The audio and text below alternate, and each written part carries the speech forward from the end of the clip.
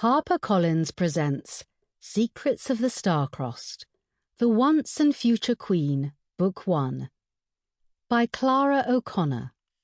Read by Jan Cramer. Prologue. I scowled as I studied my reflection. Something was off. I couldn't quite place it, but I could see it was there, or not there. And if I could tell, others would too. There would be consequences. I just wasn't sure what they would be yet. I shut my eyes, seeing again the blood soaking into the sand.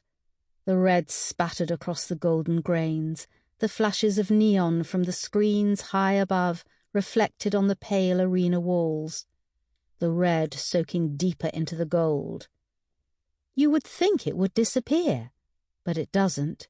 The dark stain just sits there as witness to the damage. The humidity of my bathroom was at odds with my dry mouth and the wind whipping across the sands in my mind. I should never have intervened. Until him, I had followed the code unwaveringly every day of my life. And now our fates were aligned. If he was proved to be a code breaker, I too could be deemed guilty. I lifted my promise ring to my lips, the warm, familiar weight grounding me, giving me focus, clarity. The promise that kept me going, a family that would be truly my own.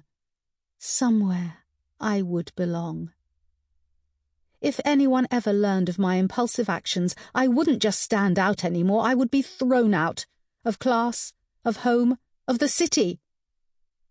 If I was lucky, most likely. Promise broken. My chest felt tight. What had I done? Part 1. The Nearest Coast of Darkness.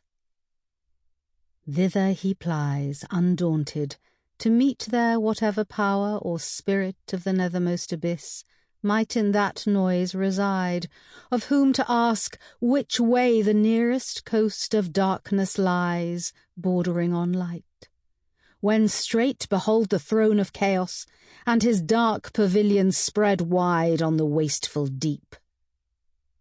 Paradise Lost. John Milton. Chapter 1. Londinium, Imperial Province of Britannia, in the reign of Caesar Magnus the 17th. The morning shivered awake grey and wet, putting my hair in danger of severe frizzing ahead of the meet this evening.